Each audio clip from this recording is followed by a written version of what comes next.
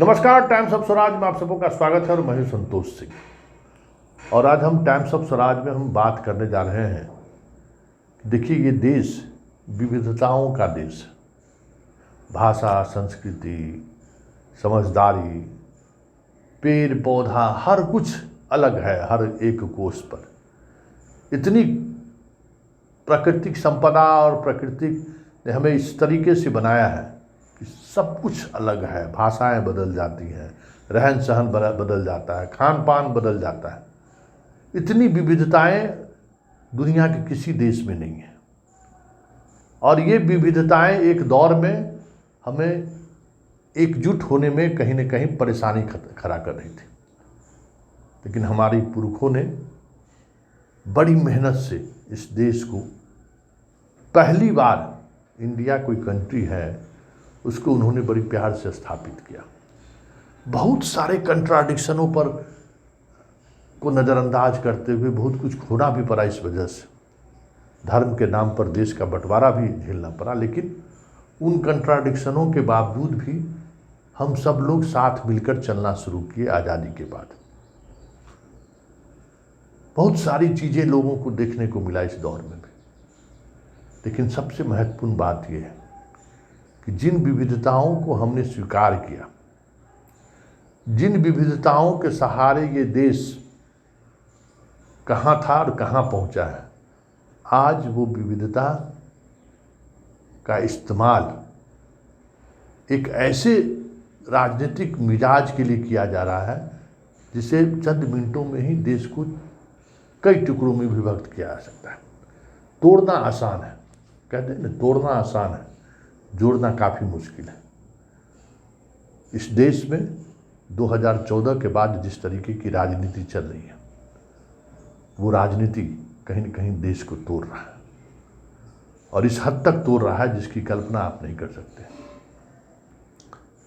हालांकि इस खबर को दिखाना आग से खेलने जैसा है, लेकिन मुझे लगता है कि हम जैसे पत्रकारों को इस पर चर्चा करनी चाहिए। ज़रा इस तस्वीर को गौर से देखिए। ये कौन है? आदिवासी के मुख में जो पेशाब करने वाले लोग हैं वो कौन है? इनका नाम सार्वजनिक है, शुक्ला जी हैं। मतलब 2014 के बाद इस देश में जो एक अलग तरीके की नैरेटिव सेट करने की कोशिश हुई, हिंदू मुसलमान की जो नैरेटिव सेट करने की कोशिश की गई, उस नैरेटिव का शिकार कौन हुआ? हिंदू और मुसलमान के बीच नफरत और हिंसा के बीच आज खड़ा कौन है? शुक्ला जी, सिंह जी, मिश्रा जी, यही सारे लोग हैं। अगर आप गौर करिएगा तो 90% मामलों में, चाहे किसी भी राज्य में आप चल जाइए, हिंदी पट्टी की हम बात कर रहे हैं, हिंदी पट्टी के यूथ और ख़ास करके सवर्ण यूथ को मोदी और शाह की राजनीति ने एक उग्रवादी बना दिया। एक अलग तरीके के माइंडसेट में उसने धकेल दिया। आज पूरा हिंदी पट्टी इस रोग से ग्रसित है। कब किसका बच्चा कहाँ किस अंदाज में हिंसा पर उतारू हो जाए, कहना मुश्किल है। और उसी का असर है कि पबजी खेलने से रोकने पर एक बेटा अपनी माँ की हत्या कर देता है। क्योंकि हिंसा के साथ आप जब खड़े होंगे तो उसका किस तरीके से प्रभाव पड़ेगा, कहना मुश्किल है। और देखिए किस तरीके से चीज़ें चलाई जा रही हैं। पहले तो हिंदू मुसलमान में बांटा, हर जगह अपने नए तरीके से नैरेटिव सेट करने की कोशिश हुई। लव जिहाद, गौ हत्या, क्या क्या नहीं किया गया। अब ऐसे राज्यों में जहाँ हिंदू की आबादी कम है, ऐसे राज्यों में जहाँ ब्राह्मण की आबादी कम है, ऐसी राज्यों में जहाँ एक अलग तरीके की राजनीति चलती आ रही है, उन राज्यों में कैसे लोगों को हिंसक बनाए, कैसे वो जो विविधताओं के सहारे जीने की जो आदत हम लोगों में पड़ी थी, उस आदत को कैसे बदल दें। आज मणिपुर में क्या हो रहा है? किसी को पता है कि मैत्रेय कौन है और कुकी कौन है और इसको लड़ाई लगाने वाला कौन है? आज जो बेघर हैं, जिनके घर पर हमला हुआ है, कुकी ने हमला किया है, वो सारे के सारे मैत्रेय हिंदू हैं। मतलब मणिपुर में भी हिंदू और क्रिश्चियन में राज्यों को बांट दिया। असम में हिंदू मुसलमान बांट ही रहे हैं। मतलब जिनको ये मालूम नहीं था कि हम हिंदू हैं, ऐसे लोगों को आप हिंदू हैं, आप गर्व करिए, और आपके साथ जो दूसरे धर्म के लोग हैं उनके खिलाफ आवाज़ उठाइए। देखिए, हिंदू का मतलब हिंसा नहीं है, हिंदू का मतलब सौहार्द है, हिंदू का ये भी मतलब नहीं है कि कायरता है।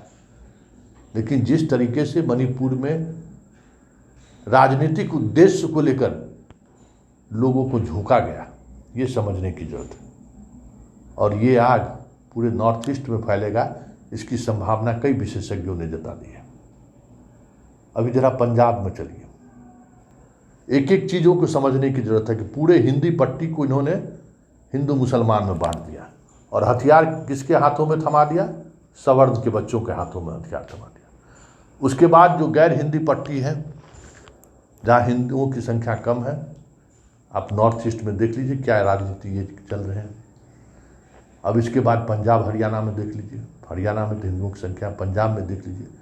हाल के दिनों में आपको अचानक लगा होगा कि खालिस्तान आंदोलन फिर से उभर रहा है। अमेरिका में दूतावास पर हमला, ब्रिटेन के दूतावास में हमला, कनाडा में हमला, जगह जगह अचानक फैलने लगा है।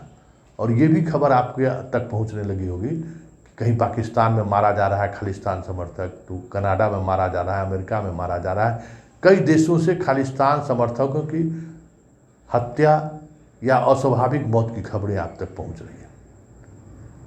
ये संयोग नहीं है, ये प्रयोग है। जरा इन प्रयोग को गौर से समझिए, और इसका असर आने वाले समय में पंजाब में हिंदू वर्सेस सिख के रूप में परिणत हो जाए तो कोई बड़ी बात नहीं होगी। तिहाड़ जेल इस देश का सबसे सुरक्षित जेल माना जाता है, जहाँ कई आतंकियों को रखा गया है। उस जेल से पंजाब में हत्या का जो खेल चल रहा है, कहाँ है NIA, कहाँ है CBI, कौन कहाँ? मतलब जेल के, तिहाड़ जेल से मोबाइल पे हत्याएं हो रही हैं पंजाब में, और पूरी मिशनरी कह रही है कि हम लाचार हैं। अब ऐसे कैदियों को हम अंडमान भेजना चाहते हैं, ऐसे कैदियों को हम असम भेजना चाहते हैं। मतलब कहीं न कहीं इस खेल के पीछे सिस्टम खड़ा है। और सिस्टम क्यों खड़ा है कि आने वाले समय में पंजाब की भी वही स्थिति होने वाली है जो स्थिति मणिपुर की होगी। तय मानिए, हिंदी प्रदेश में हिंदू मुसलमान करना है, अन्य प्रदेशों में हिंदू ईसाई करना है, हिंदू सिख करना है, ब्राह्मण दलित करना है। जी हाँ, ये जो अचानक संसद भवन में जो लगाया गया है, जो लड़ाई तमिलनाडु में लड़ी गई थी ब्राह्मण और दलितों के बीच, बहुत बड़ी लड़ाई लड़ी गई, और फिर बहुत सारी चीज़ों को बदलते बदलते फिर एक जगह दोनों आए, शांति से दोनों तमिलनाडु के डेवलपमेंट में इतना योगदान दे रहे हैं। लेकिन अचानक एक ऐसे इशूज को लेकर नरेंद्र मोदी संसद भवन पहुंच गए और अमित शाह, जो इशू एक बार फिर से तमिलनाडु में ब्राह्मण के खिलाफ लोगों के अंदर जो आक्रोश खत्म हो चुका था वो बढ़ जाए तो कोई बड़ी बात नहीं होगी। क्योंकि जिस प्रतीक के सहारे संसद भवन तक ब्राह्मण पहुंचे, उसी प्रतीक के खिलाफ पूरी तमिलनाडु की राजनीति केंद्रित है। उसी प्रतीक की वजह से वहाँ विवाद हुआ, ब्राह्मणों के खिलाफ एक बड़ा आंदोलन चला, और उस आंदोलन ने एक जाति को काफ़ी हद तक कह सकते हैं अपमानित करने का काम किया गया। बहुत सारी चीज़ें चली, मतलब ब्राह्मणों के खिलाफ इतना ज़बरदस्त मूवमेंट इस देश में कहीं कहीं नहीं हुआ जितना बड़ा मूवमेंट तमिलनाडु में हुआ। और जो मूवमेंट धीरे धीरे धीरे धीरे लोगों के अंतः चेतना से भी दूर हो गया था, तो जनाब संसद भवन में एक ऐसे परंपरा को स्थापित कर दिया जिस परंपरा के खिलाफ तमिलनाडु में बड़ा आंदोलन हुआ था। मतलब अब तमिलनाडु में भी ब्राह्मण वर्सेस दलित आगे आने वाले दिनों में अगर विवाद शुरू हो जाए तो कोई बड़ी बात नहीं होगी। यही है, फूट डालो और राज करो जो अंग्रेज करते थे, कमोबेश इसी स्थिति में देश को ले जाने की कोशिश हो रही है। मतलब पूरे देश में हिंसा का एक ऐसा माहौल व्याप्त हो जाए और इस तरीके से देश का हर स्टेट अपने आप में बढ़ जाए कि हमें हमारी सियासत करने में सहूलियत हो।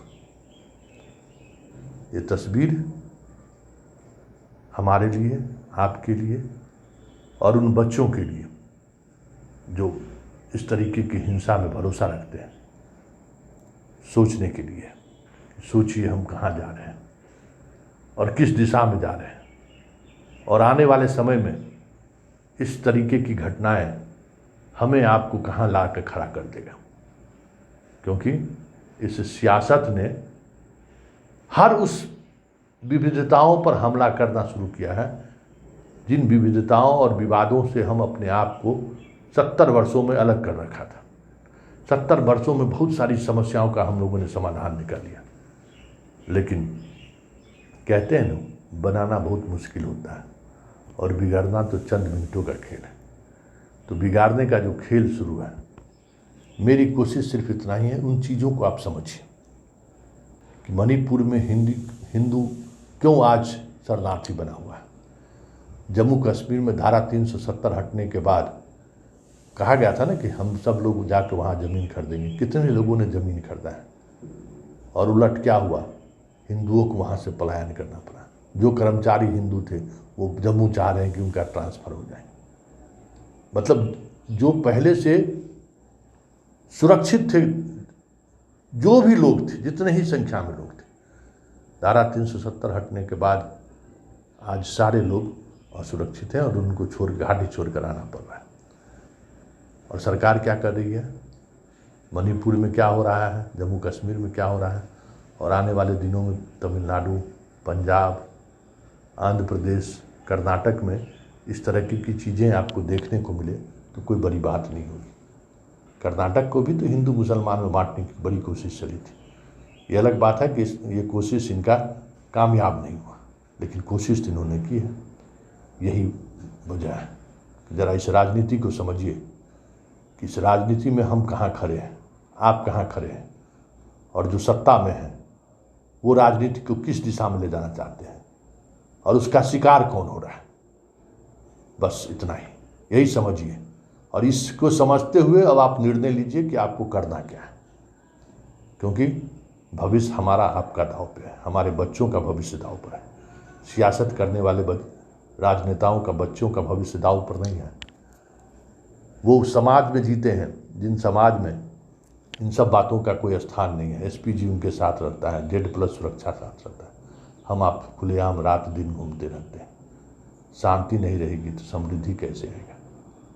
और ये राजनीति हमें शांति को भंग करने की नसीहत दे रही है, तो इसका असर क्या होगा आप बेहतर समझ सकते हैं।